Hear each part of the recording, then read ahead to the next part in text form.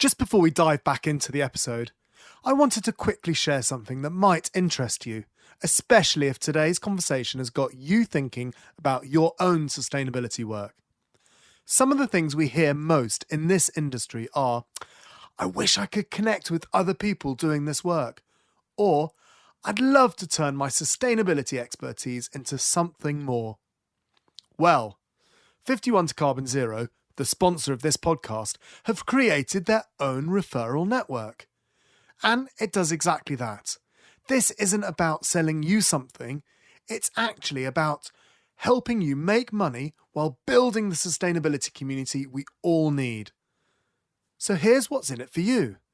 First, you get to join a genuine community of sustainability experts who share knowledge, refer work to each other, and solve problems together.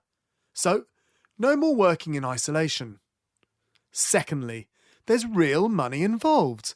There's 10% plus commission on software referrals. We're talking about projects that go from 30 grand up to 100 grand. Plus, you'll be able to boost your presence by taking part in our fireside chats. I've actually got an email in front of me from Louise Stevens, one of the ambassadors, and it says that all her clients are genuinely happy because she's got a great partner and her clients love them. But here's the bigger picture. You'll be helping accelerate the sustainability transition that we all desperately need. Every referral, every connection, every collaboration moves us closer to the world we're all working towards. If this resonates with you and you want to earn some extra income, click the link in our show notes to become a 51 to Carbon Zero ambassador. Okay, back to the show. Welcome to the Green Element Podcast, where we meet business leaders and innovators transforming their operations to be more environmentally and socially sustainable, and in the process help you on your sustainability journey. I'm your host, Will Richardson. Our guest today is a freelance consultant who supports companies embrace a systems-based approach to sustainability, ensuring their strengths are utilised and equity is achieved. She uses the Future Fit business benchmark methodology to achieve sustainability goals for her clients. Welcome, Anna Murphy. Thank you, Will. It's great to be here. I'd like to start by asking you about your journey into the sustainability sector. How did you get involved in sustainability? Yeah, so I was having a think about this, and I think a lot of it comes down to, or at least some of it comes down to the fact that when I was a child, I got really weirdly obsessed with primates, so especially gorillas and orangutans. I've always loved them. And it became very difficult to learn about them without becoming very upset about the conservation issues surrounding them. So I actually remember crying in front of the TV once. I don't remember how old I was, but seeing orangutans being forced from their homes because of deforestation and the fires that were being lit in order to make way for palm oil plantations. And then learn a bit later about Diane Fossey, who was this very prominent conservationist who was murdered by poachers for her work with mountain gorillas. So I think that sparked quite a lot of it from a relatively early age. And then there were a couple of really influential other experiences in my life. One of those was on my gap year. I went to Tanzania to take part in, one of these very typical gap year volunteering schemes, and found that extremely, extremely problematic. The whole process of going and building toilets and teaching children English when really we were young and kind of had no idea what we were doing. We had no idea about the culture that we were immersed in. That then prompted me to go and study colonialism and post-colonialism when I did history and politics at university. And while that might not seem related, actually it was an inroad to learn about the economy and how our economy over the past couple of 100 years has resulted in a huge amount of environmental degradation and some of the relevant structures. One other experience which was very influential was interning with Baillie Gifford, which is an asset manager. So I got this kind of research travel internship and ended up looking at the role of blockchain and how it could be used to facilitate transparent supply chains so that consumers then had more information about certain products and could make more informed choices. And just through conversations with people at Baillie Gifford, I got a real sense of how powerful finance is, and that actually changing finance just a little bit could do a lot more good than, you know, setting up a social enterprise or working for a small charity or something like that. So that got me really interested in impact investing, which was then kind of how my career started. We're seeing or hearing a huge amount about that at the moment, aren't we? Around finance and pensions and where people store their money, keep their money, save their money, I don't know, and the effect that it can have. Yeah, definitely. I think it's, I watched a YouTube video yesterday by Business Declares, and John Elkington was really hammering that home, how important the role of finance is. And Future Fit's theory of change really is grounded in providing better information to investors about the social and environmental impacts of companies. Because at the moment, so much, you know, one of the problems with ESG metrics is that they're not giving people the right information. And that then means that financial decisions and investment decisions are based on not particularly valuable and material information. I always find it funny and kind of, I guess, worrying because of the network that we have and the way that we do business. We're paying money into accounts of sustainability experts, and a few of the more prominent ones have still got some of the banks that you wouldn't necessarily think they should be banking at as their banker. And it just shows where we've got to get to, because if those seasoned professionals are not changing their banks and not and we've changed our bank now twice in the last few years because of, first of all, because of ethics, and second of all, because we outgrew them. But it's not that hard to do it. It is a bit of a pain in the backside, to be honest with you. But I guess what I'm saying is that there's a lot of communication that needs to go on top of the communication that's already going on around this, isn't there? Yeah, I think that's true, and I think there are two issues there. You know, I've changed my bank to Triodos, which is good, but I mean the online banking experience, I'm sorry Triodos, but it's pretty terrible compared to what I had before. So like at the moment there is a trade-off to using a more sustainable banking option, and that's just me as an individual, never mind when it comes to business banking, which I have much less experience in. But then the other thing is that a lot of these so-called more sustainable options are actually not, they're not sustainable. They're still investing in oil and gas, even if they've decided to eliminate some of the worst options. They are by no means sustainable. So yeah, I think those are the two main issues there. Can you tell us a bit about the Future Fit methodology that you use? Yes, I would love to. What I think is really special about it is really that it starts with the destination in mind. So a lot of sustainability benchmarks are encouraging businesses to become iteratively better, or to become better compared with others in their industry. Whereas Future Fit has this vision of a future fit society, which is that all humans and other life can flourish on Earth forever. So it sounds very, very grandiose and slightly ambiguous, but actually underpinning it are these 8 properties. So you've got energy is renewable and available to all, water is responsibly sourced and available to all, you know, waste doesn't exist, pollution doesn't exist, people have the capacity to live fulfilling lives. And there are 8 of these properties, and then underpinning these are 23 break-even goals, which provide a very practical way for businesses to understand how to get to a point where they're no longer undermining the pursuit of that property and what they need to do to get there. Now, Jeff, who's one of the CEOs of FutureFit, always jokes that if we could go back and redo it, we probably wouldn't choose 23 of them because it's somewhat cumbersome, can be slightly intimidating when you're talking to businesses for the first time.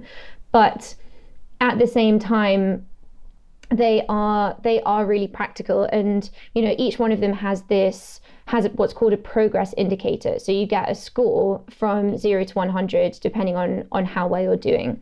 Some of those are really simple, to be honest, and really quantifiable in that, say, the goal to do with waste, you literally just need to get to the point where you have eliminated all waste, and that's how you get to 100, and it's done by weight. Whereas some of the more people-related ones are more done by a set of, or more measured by a set of criteria. So with regards employment terms, it's to do with you having sick pay and you having holiday and you not working over a certain number of hours per week. So those break-even goals articulate what any business must do in order to reach what we call this extra financial break-even, or this line in the sand where you're no longer doing any negative damage. And then FutureFit also has what we call the positive pursuits, which any business can take part in or can contribute to speed up progress towards this society which embodies the properties which I mentioned earlier. So one example, just to help clarify the difference between the break-even goals and the positive pursuits, is that if you're, say, a chemicals company, with regards water, you want to make sure that you're not using water in water-stressed areas, and that your discharge is of a safe discharge quality. So that's you making sure that you're reaching 100% on the break-even goal. But you're unlikely to be doing something proactively good for the world regards water. Whereas, say, a water treatment company, which is helping provide clean water for those who previously didn't have access to it, is contributing to the positive pursuit. So that's kind of the difference. And there are positive pursuits across all of the properties in the same way that the break-even goals also cover all of the properties. And any organisation can go through it, can't they? Yes, for any organisation of any size. Any organisation of any size, and there are different ways you can approach doing it. So we have this online community, which is a fantastic way to get started, actually.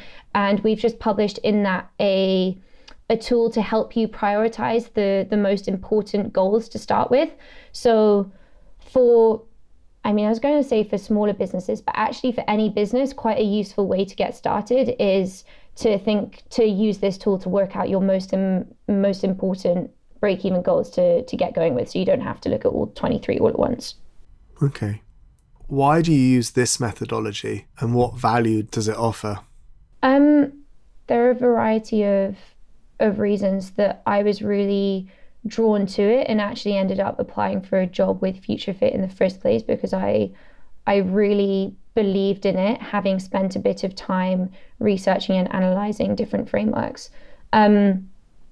I think Martin, so he's been on your podcast before, he's one of the CEOs, he talked about it being used by investors, which is true. What I personally find really exciting about it is the way that it can be used as a strategic management tool, in that it collates and brings together so many existing, basically so much expertise across the social and environmental space. And so it's a really good kind of one-stop shop for understanding the best course of action across your business in all of its different fields. On top of that, I think it gives a really clear definition of what sustainable looks like. And unfortunately, that is incredibly rare.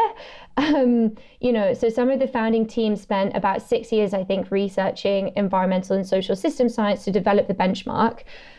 And this is incredible because there's so much confusion in the space for businesses about what sustainable means, what green means, what regenerative means. We've had this whole trend in greenwashing. And you've got certifications emerging like B Corp, which are really valuable and play such an important role in getting businesses going on the journey. And FutureFit's quite different to that because there is no FutureFit certification. There is no business yet which has has benchmarked itself against Future Fit and which has reached a state of, break even across all of the goals. But by defining future fitness, it empowers a company to be really, really transparent about where it is on its journey. And I think that lens, it shows a degree of ambition and a degree of authenticity, which I think is really important. A second reason that it's really special is that it very, very clearly delineates between what positive impact looks like and what negative impact looks like. And this is important because so many ESG funds and impact funds and ways of categorizing companies, they put them in your product isn't necessarily doing something good for the world, but because you go about things responsibly, you kind of broadly fit in this responsible ESG bucket. And then other products where because you're building wind turbines or because you're building solar panels, you're automatically in the positive impact bucket. And that is such an artificial separation because realistically, oil and gas companies create huge amounts of employment, which is really valuable for the economy. Wind turbines, there have been issues with wind farms resulting in the resettlement of local indigenous communities because they've used up they've come onto local land.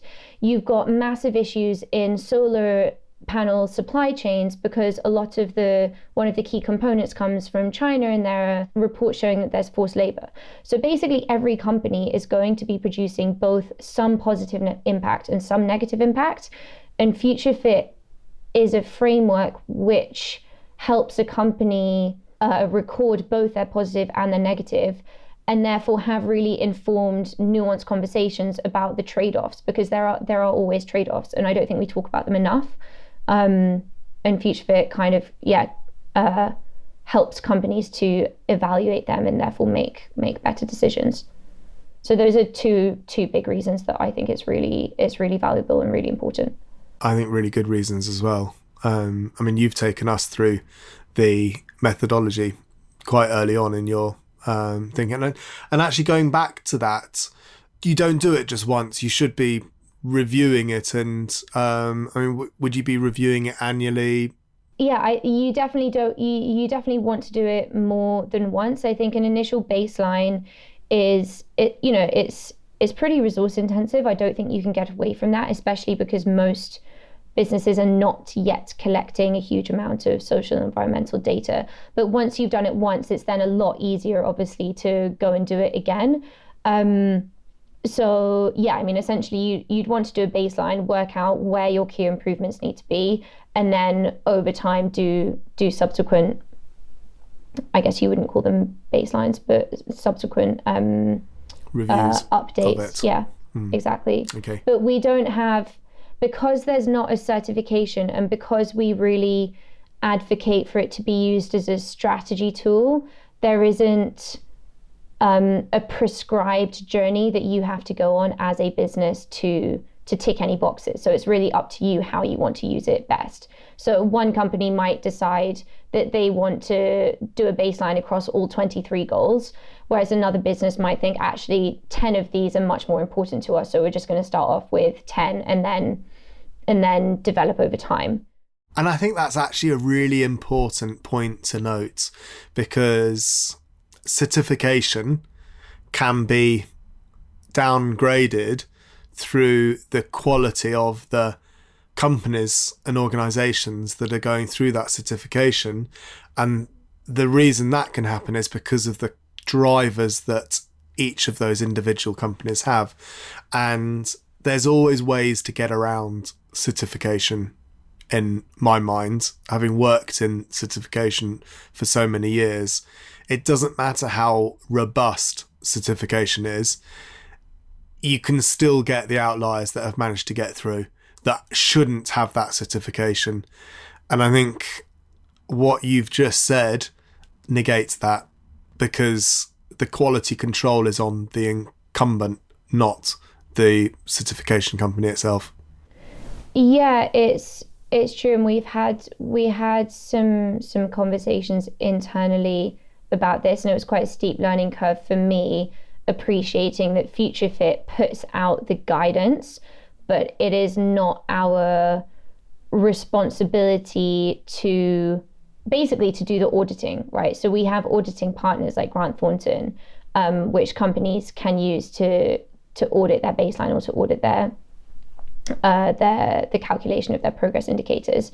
But that is not our job. And also, as with anything, there's always got to be a degree of interpretation, and companies can choose how extensive they want to be when it comes to, say, BE05 is to do with harmful emissions. There has to be a point at which they decide that something is immaterial and therefore they're not going to measure it. Like I remember us doing research and being like, oh, well, new furniture emits harmful things, and freshly painted walls can emit harmful VOCs. But are we going to expect a business to try and calculate that so that they can put it into their Future Fit baseline? Well, no, because it's really difficult and really expensive and not a good use of energy. It is the role of the business to work out what they want to get out of Future Fit and to use it as a strategic tool to work out where they want to get to. And there's a degree of flexibility about how well. I think that's hopefully I'm getting the point across. No, it is, and I think that's a really important definitive gap between Future Fit and other certification, actually. And I think that's really interesting, and I think it's it's a really strong point. And also, so this it's been quite interesting transitioning from being part of the Future Fit team to being freelance, because now what I do a lot more of is bringing a Future Fit lens to companies who might already have a sustainability strategy, or they might be mainly using B Corp but looking for something else. And that's actually been really refreshing, just bringing in relevant pieces of Future Fit and helping companies use it in a less formal way. Because really the challenge, well, not the challenge for Future Fit now, but for us to be successful, we want companies to use it. And actually, at the end of the day, does it matter whether companies are using it as part of a broader strategy, whether they're doing a full baseline, or whether they're getting inspiration from it? I mean, it doesn't matter. We just need to get companies using it in the ways that work for them. Yeah, no, absolutely. And some businesses pursue sustainability measures to survive in their market, whilst others choose to embed sustainability in their organisation because they're concerned about the future of our planet. What has your experience been whilst working with businesses? Are they driven by their impacts on the environment, or the expectations within their sector, or something altogether different? What I have found is that, so generally the people who I'm most in contact with are sustainability managers or head of sustainability, and they are really in it for the impacts on the planet, or the impacts on people and planet. And then the challenge comes in them kind of selling it to the board or selling it to the C-suite, who do care to an extent, but also are very much focused on the bottom line, which is understandable because they're a business. So I think quite a consistent experience has been working with really incredible, passionate individuals at the sustainability manager level, and then being consistently challenged to be as transformative as we would like to be at the higher level. Okay.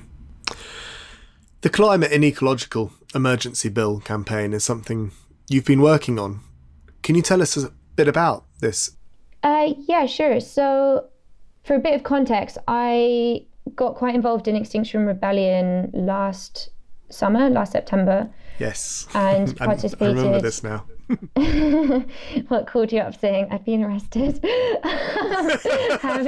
having a mild existential crisis, having been arrested, chatting to one of my good mates who's a police officer about what to do about it. But basically what Extinction Rebellion was advocating for at that point in time was the Climate and Ecological Emergency Bill, which I then became really, really interested in. And why it felt so amazing to be part of Extinction Rebellion and to be supporting it is that it actually gets to the heart of, I think, the what and the how of the climate emergency, in that it's saying we really need to focus on 1.5, not 2 degrees, and we need to use real deliberative democracy to work out how to get there. So in terms of the what, and recently this summer I was thinking about how to spend my summer, and I spent a bit of time looking at the Better Business Act, which is also something definitely worth supporting, and it is fantastic. But why I was attracted to the CE bill is that it's actually demanding action, which is both in line with planetary science and social justice. So what I mean by this is that at the moment, the net zero target by 2050 that the government has, it reduces emissions at a rate consistent with at least a 66% probability of limiting warming to 1.5 degrees as long as everybody gets to net zero by 2050, so everybody across the world, or it's aligned with a 2-degree world in a scenario where the UK decarbonises faster than others, meaning that not everybody does decarbonise by 2050. So it doesn't actually align with a 1.5-degree world where the UK accounts for the fact that it has contributed huge amounts of historical emissions and is actually much more developed and therefore can decarbonise faster than other economies. So that's what the CE bill is really trying to get at. And it also takes a really systemic approach in that it's talking not just about reducing emissions, but really restoring biodiversity, which, although this year has been much more on the business agenda, last year wasn't and is still very much the underdog, despite being both really important to actually reduce emissions and also important in its own right as part of one of the planetary boundaries that we need to make sure that we preserve. So that's kind of the what. And then in terms of the how, the CE bill advocates that we have a citizens' assembly to decide the processes and some of the mechanisms by which the UK decarbonises. And this is really valuable. I mean, we don't need to get into the issues with British democracy, but it's giving people a very genuine voice in how they want society to look, and will therefore result, I think, in a much fairer transition than if we didn't have a citizens' assembly. Now, I'm aware that there has been a climate citizens' assembly, but the government's response to it has been, what I would say, entirely tokenistic. So, yeah, and I guess in conclusion, the work that I've been doing in getting businesses to engage with the CE bill is really encouraging. It's about encouraging businesses to get political with their action. And that's kind of at the heart of it, right? Like, businesses can become more sustainable themselves, but business alone is not going to solve the climate emergency. We need regulation. And this is a chance for business to drive forward the governmental change which is necessary for sufficient action to happen. And where are we with that? So we've got 119 MPs supporting it, I think 29 peers. We've now got a Conservative peer supporting it, which is really, really exciting. There's another reading, I think in September or early October. But even on that, I mean, the aim is to get the entire bill passed, but actually already you can see that it's been successful in certain avenues. So this year, the carbon budget integrated shipping and aviation emissions for the first time. So the British carbon targets now include those, and they previously didn't. And that was included in the CE bill, which I think is a really important kind of success to celebrate, because it demonstrates that even as the bill goes through extremely, extremely slowly, these things are gaining traction, or elements of it are gaining traction. That's really good to hear. Yeah. It's nice to hear positive news. It's good. I like it. I'll try. You'll soon be starting a master's in public value, public policy and innovation. What inspired you to enrol in this course? It sounded really fun.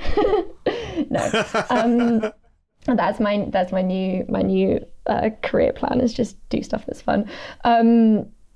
My mission. I mean, this sounds probably a bit intense, but I really care about playing a meaningful part in transitioning our economy towards a well-being economy, or an economy which has people and planet at the center.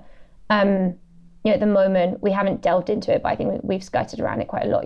Our economy is so driven by growth and by GDP and by profit, on the assumption that these things by default will improve people's lives.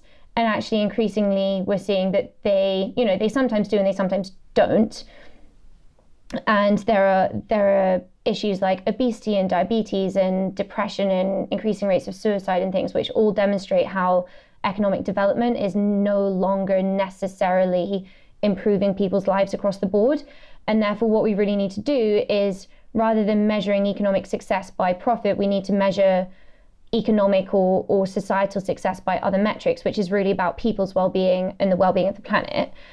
And so from this master's, what I'm really looking to get out of it is the role of government and policy in driving forward this change, and the role of business in driving forward this change, how they can work together, and my role within that.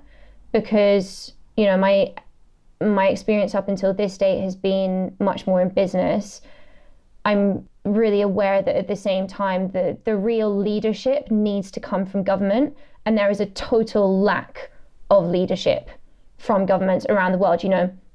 People talk about how the UK is pioneering the net zero by 2050 target, is pioneering, and it is around the world. It's leading, and yet it is nowhere near what we actually need.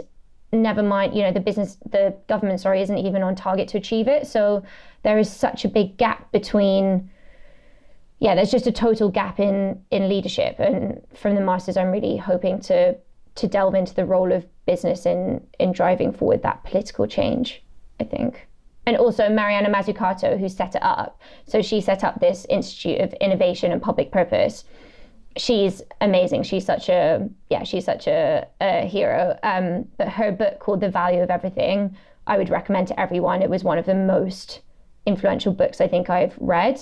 And she set up this master's and will be teaching on it. So might get to meet her. And George the Poet, I'm not sure if you've heard of George the Poet, but he's doing a PhD. So maybe I'll get to bump into him in the corridor at some point as well, which would be pretty awesome. I will look him up. That sounds great. I've been lucky enough to be a part of most of your professional career, I think, haven't I? Because we met probably when you just finished at Baillie Gifford. And I feel really fortunate for that. And so I'm really curious to know the answer to this. What lasting change would you like to achieve in your career? Or put another way, what legacy would you like to leave? I mean, kind of like I said, I think that our economies need to put people and planet at their center rather than GDP. And that's not to say that I hate GDP and it's not useful, but we need to move away from this obsession. We need to stop seeing the means as the end and start defining success by the end, which is people and planet, rather than seeing economic growth as a good thing in its own right, and playing a meaningful part in persuading ultimately governments to measure their success differently is where I would like to go. Scotland's doing really amazing, it's talking good talk in that space at the moment, whereas Westminster is just nowhere. It's so far away from getting there. And that experience I talked about in Tanzania, I think, was quite transformative in me thinking, okay, I really want to drive change within a culture that I understand and that is kind of mine, that is mine to change.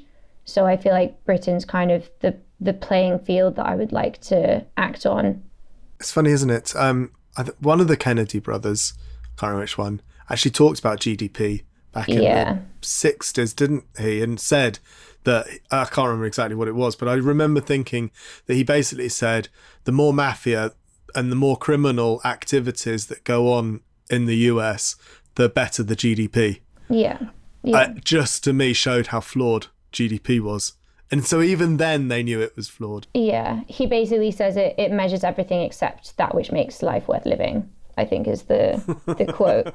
And that it can't measure justice, it can't measure empathy or integrity or any of these things. And Donella Meadows also has some really interesting things to say about it. And I think one of her key messages is, measuring social and environmental well-being is really hard. Like GDP is one lovely number. It's one number, it's one metric. Profit is one metric. And whether you're, if you're a business, whether you're in debt or in profit.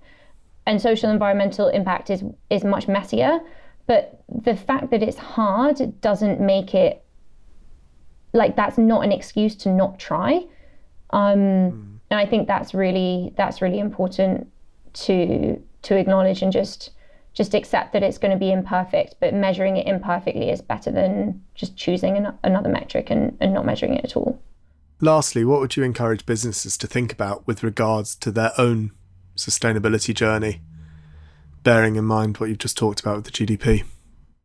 I think there's three things I would probably want to leave as lasting thoughts.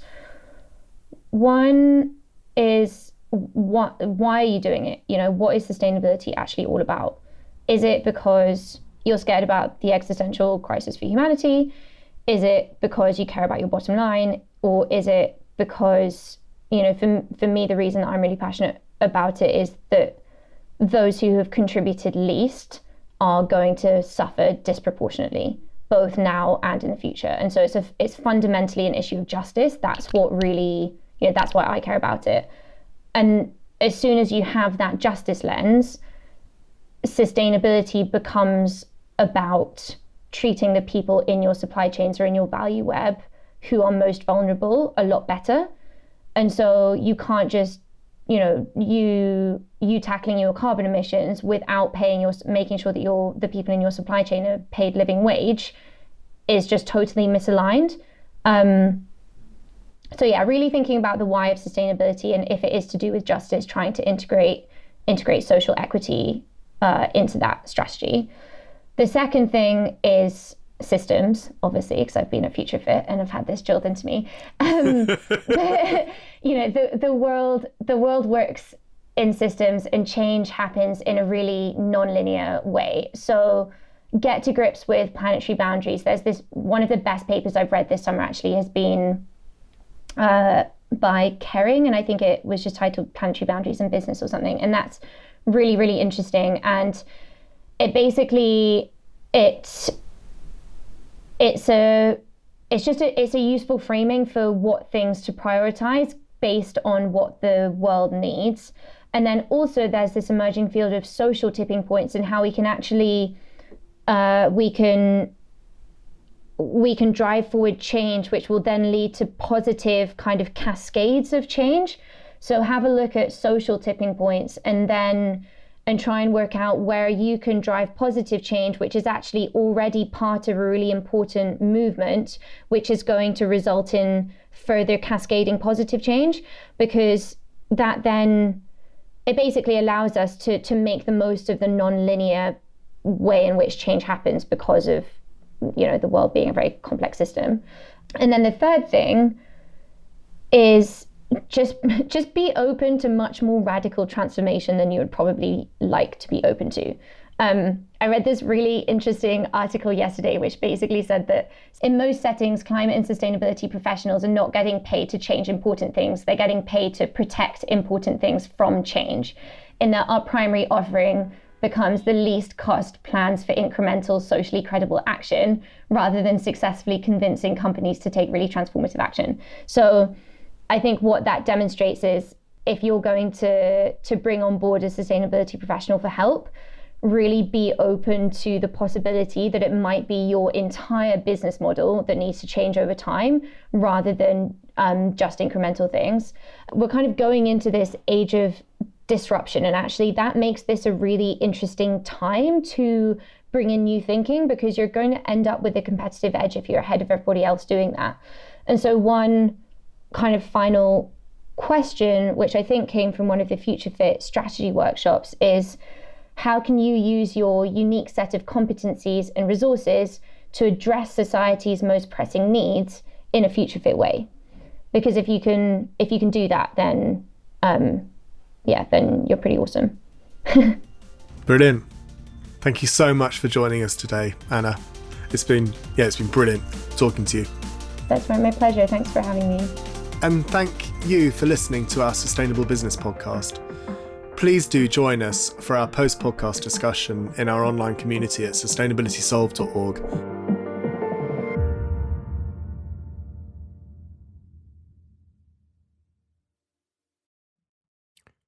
So you really enjoy sustainability and want to be a part of the solution?